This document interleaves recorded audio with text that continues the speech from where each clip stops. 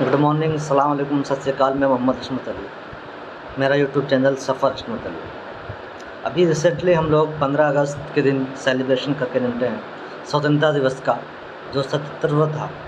तो इस 15 अगस्त को सेलिब्रेट जो किया, तो मुझे लगा कि क्यों ना हम उन फ्रीडम फाइटर की हिस्टोरी को कवर करें जिन्होंने हमारे देश के लिए बहुमूल्य योगदान, कुर्बानियाँ दी हैं। बहुत से लोगों का नाम जो आजकल पब्लिक भूल चुकी है, बहुत सौ का नाम बहुत याद है, लेकिन हम इस सीरीज़ में ऐसे फ्रीडम फाइटर जिन्होंने देश के लिए कुर्बानियाँ दी हैं उनकी एक सीरीज़ लेकर आएंगे। तो हमारे चैनल से जुड़ने के लिए चैनल को सब्सक्राइब ज़रूर करें, सफ़र हशमत अली। तो इस कहानी में आज हम लेकर आए हैं सबसे पहला स्वतंत्रता संग्राम जो हमारे भारत में छिड़ा था, जो मेरठ से शुरू हुआ था। 1857 का स्वतंत्रता संग्राम, जो पहली स्वतंत्रता की लड़ाई मानी जाती है अपने इंडियन हिस्ट्री में। तो उसका नेतृत्व करने वाले मुग़ल अंतिम बादशाह बहादुर शाह ज़फ़र।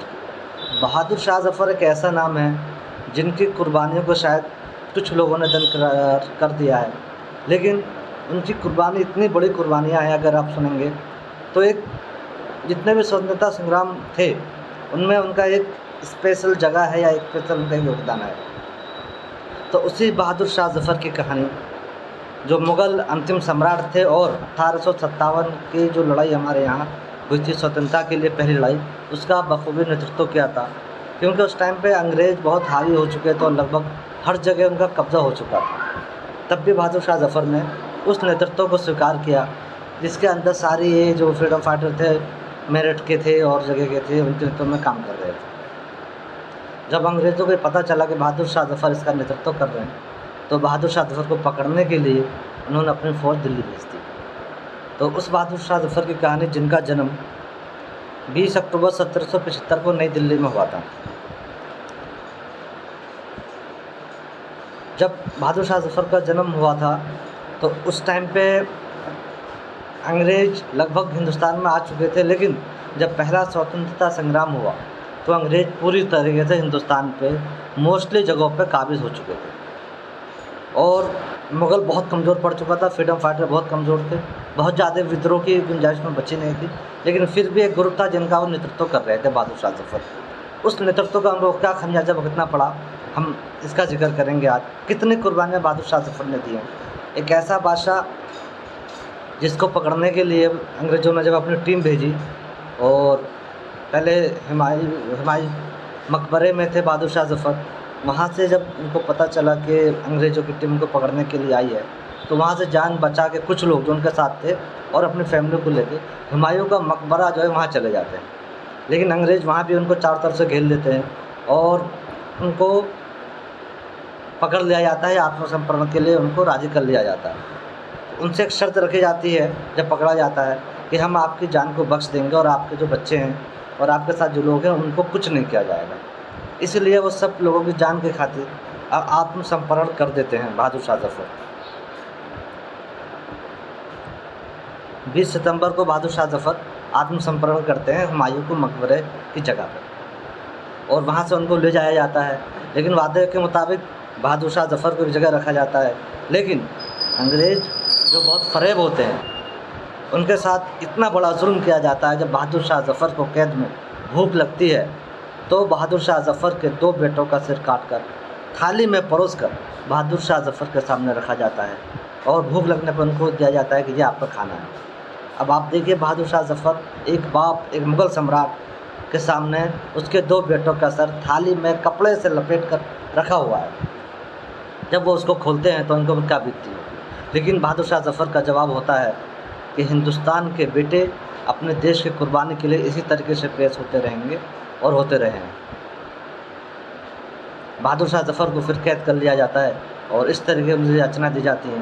बाकी जो शहज़ादे बहादुर शाह ज़फ़र के साथ बचे हुए थे वो भी हुमायूं के मकबरे में थे। अगले दिन 21 सितंबर को 1857 ईस्वी में बाकी जितने भी शहज़ादे या परिवार के लोग हैं उनको पकड़ने के लिए अंग्रेज़ों की फ़ौज निकल जाती है, और 21 सितंबर को सारे शहज़ादों को पकड़कर बैलगाड़ी में बैठालकर दिल्ली की तरफ लाया जाता है, दिल्ली लाल किले की तरफ। लेकिन जब उनको सारे शहज़ादों को पकड़ के लाया जाता है और बैलगाड़ी में बैठाल कर तो उनको हुक्म दिया जाता कि अब नंगे हो जाओ। बैलगाड़ी से उतारा जाता है और एक एक करके जो बाकी शहज़ादे होते हैं, 6-7 शहज़ादे और फ्रीडम फाइटर, सबको गोली मार दी जाती है और उनकी लाशों को नंगा करके पहले तो बैलगाड़ी में दिल्ली के अंदर घुमाया जाता है, फिर 3 दिन तक चांदनी चौक कोतवाली के सामने उनकी लाशों को लटका दिया जाता है, जिससे उस जंग का नेतृत्व कर रहे और बचे कुछ लोग इस विद्रोह से डर जाएं और इस अत्याचार से चुप हो जाएं। तब बहादुर शाह ज़फ़र से अंग्रेज़ एक शेर पढ़ के ये उनसे कहते हैं, दम दमे में दम नहीं, खैर मांगो जान की, ए ज़फ़र धीमी हुई शम्स हिंदुस्तान की। लेकिन बहादुर शाह ज़फ़र का उस टाइम भी इतना हाई जोश रहता है। बहादुर शाह ज़फ़र जो अंग्रेज़ों को जवाब देते हैं, वो कहते हैं, हिंदिया में बू रहेगी जब तलक ईमान की, तख्त लंदन तक चलेगी शम्स हिंदुस्तान की। इनका जवाब अंग्रेज़ों को ये था कि आप आज कुछ भी कर लें, कितनी भी यातना दे लें, लेकिन जो शम्स हिंदुस्तान की है वो चुप नहीं रहेगी और आने वाले टाइम में ये जो शमशीरें हैं, तलवारें हैं, आपके लंदन तक और वहाँ के ताज तक आपको हिला देगी। और हुआ भी ये। 1857 का स्वतंत्रता जो था उस टाइम पे तो कुचल गया, बहुत सारी याचनाएँ दी गई, सारे फ्रीडम फाइटरों का तो फांसी दे दी गई या कहीं ना कहीं उनको शूट कर दिया गया। उसके बाद बहादुर शाह ज़फ़र को जब लास्ट टाइम आता है उनको तो वादे के मुताबिक उनको मारा नहीं जाता, लेकिन बहादुर शाह ज़फ़र को लास्ट टाइम पे उनको म्यांमार बर्मा में भेज दिया जाता है, देश बदर करके वहाँ भेज दिया जाता है बर्मा में। तो बहादुर शाह ज़फ़र जब वहाँ जाते हैं तब अंग्रेज़ फिर एक शेर कहते हैं कि कितना बदनसीब है ज़फ़र, 2 गज ज़मीन न मिली कोह यार में।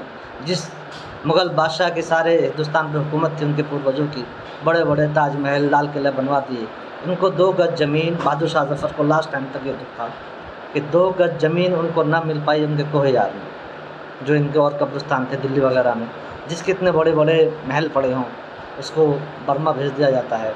और वो इसी बीमारी में बर्मा में अपने अंतिम सांस बहादुर शाह ज़फ़र रंगून में जब उनको भेज दिया जाता है तो उनको लकवा पड़ता है। तीसरे लकवे में 7 अक्टूबर जब आखिरी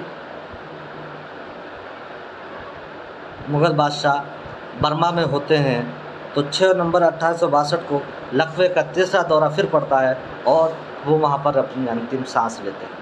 तो ये बहादुर शाह ज़फ़र जो एक फ्रीडम फाइटर थे, उनके कुर्बानी को शायद या कम कर दिया गया है या भूल दिया गया है। आप सोचें, जिस फ्रीडम फाइटर के सामने 2 बेटों का सर काट कर थाली में परोस कर खाने की तरह पेश किया गया, वो बहादुर शाह ज़फ़र आज म्यांमार में दफन है और उनको अपने हिंदुस्तान जो उनकी सल्तनत थी वहाँ 2 गज ज़मीन भी न मिल सकी। तो ये कहानी थी हमारी बहादुर शाह ज़फ़र की। इसी सीरीज़ में हम ऐसी कहानी लेकर आएंगे जिसमें स्वतंत्रता संग्राम हुआ था, उसकी कुर्बानी दी गई थी, ऐसे लोगों को याद करेंगे। ओके, अल्लाह हाफ़िज़। मैं मोहम्मद इस्मत अली, सफ़र इस्मत अली चैनल से।